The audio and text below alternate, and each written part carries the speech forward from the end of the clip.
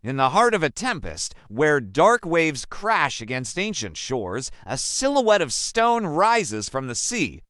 This is Gibraltar. For centuries, it has been more than just a rock. It is the gatekeeper of the Mediterranean, a silent witness to the rise and fall of empires. Its story is one of ambition, betrayal, and the relentless tides of history. A story that begins with the clash of two mighty nations, Spain and England, fighting for control of the known world. This is the story of how a tiny peninsula, just over 2 square miles, became one of the most contested and valuable prizes in European history. By the turn of the 18th century, the once invincible Spanish Empire was showing cracks in its golden facade.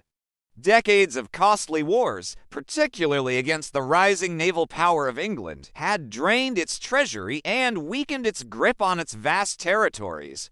Across Europe, a new balance of power was being forged in the crucible of conflict. On the grand chessboard of continental politics, the death of Spain's childless king, Charles II, in 1700, set in motion a chain of events that would engulf the continent in flames. This was the War of the Spanish Succession, a conflict not just for a crown, but for the very soul of Europe.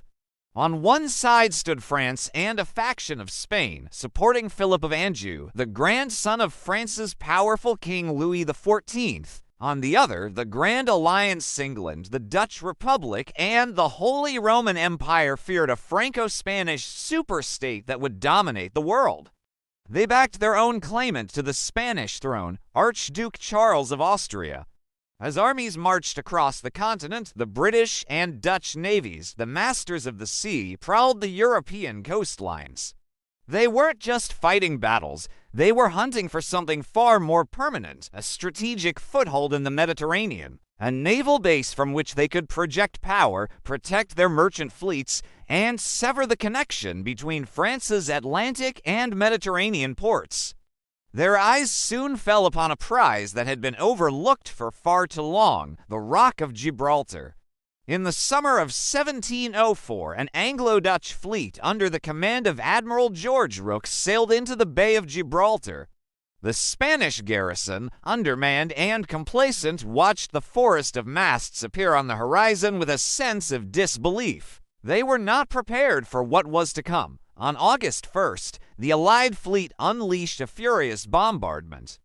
Over 15,000 cannonballs rained down upon the fortress in a relentless, 6-hour assault. The air filled with the thunder of cannons, the splintering of stone, and the acrid smell of gunpowder. Under the cover of this terrifying barrage, English and Dutch marines stormed ashore. The Spanish governor, Diego de Salinas, faced an impossible choice. With his defenses shattered and his men overwhelmed, he surrendered the fortress on August 4, 1704. And in just 3 days, the Union Jack was raised over the Rock of Gibraltar. The gatekeeper of the Mediterranean had a new master. It was a swift, brutal, and stunningly effective operation that would change the course of history forever. But why was this small peninsula so important? To understand its value, you need to look at a map. The Strait of Gibraltar is a narrow choke point, a maritime bottleneck connecting the Atlantic Ocean to the Mediterranean Sea. Whoever controlled this rock effectively held the key to this vital waterway. Militarily, it provided a secure, deep-water harbor where a fleet could anchor, repair, and resupply right at the enemy's doorstep. Commercially, it allowed Britain to protect its lucrative trade routes to the Levant and beyond, while simultaneously threatening those of its rivals. Geopolitically, it was a dagger pointed at the heart of both Spain and France. It severed the direct sea link between their northern and southern coasts and gave Britain a permanent observation post to monitor their naval movements.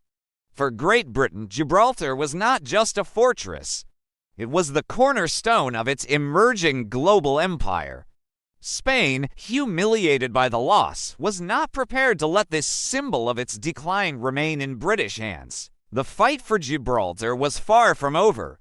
The first major attempt to reclaim it came in 1727. For 5 months, Spanish forces laid siege to the rock, bombarding the British defenses and launching desperate assaults. But the garrison held firm, supplied and reinforced by the Royal Navy. The siege failed, but Spain's desire for revenge only grew stronger. Decades later, during the American War of Independence, Spain saw another opportunity. Allied with France, they launched the Great Siege of 1779. This was no mere skirmish.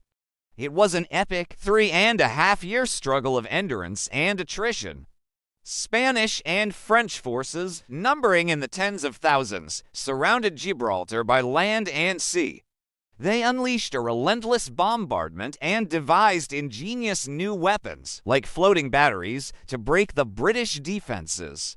The defenders under General George Augustus Eliot endured starvation, disease, and constant cannon fire. They dug a labyrinth of tunnels into the rock itself, mounting cannons in galleries carved from the limestone, surprising their attackers from impossible angles.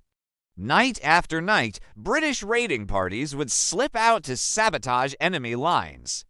The Great Siege became a legend of British resilience. Finally, in 1783, with their forces exhausted and their floating batteries destroyed by red-hot cannonballs, the Spanish and French lifted the siege. The rock had held once more. While the smoke of the Great Siege was still clearing, the fate of Gibraltar was being sealed not on the battlefield, but at the negotiating table. The War of the Spanish Succession had officially ended years earlier with the Treaty of Utrecht in 1713. Buried within its articles was a clause that would formalize the new reality. Article X stated that the Catholic King of Spain did yield to the Crown of Great Britain the full and entire propriety of the town and castle of Gibraltar, together with the port, fortifications, and forts thereunto belonging. In the cold, hard language of diplomacy, Spain was forced to cede Gibraltar to Britain forever. Without any exception or impediment whatsoever, the battlefield capture of 1704 was now enshrined in international law. Though Spain would never truly accept it, the rock was, by treaty, British. Today, more than 300 years later, the Union Jack and the flag of Gibraltar still fly over the rock. The echoes of cannon fire have been replaced by the sounds of a vibrant, multicultural community. The military fortress has become a bustling hub of finance, tourism, and shipping. Yet the past is never far away.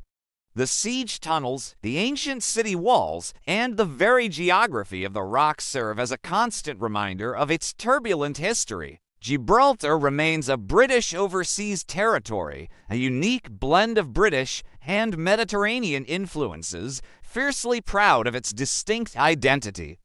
The political dispute with Spain continues, a quiet diplomatic echo of the loud wars of centuries past.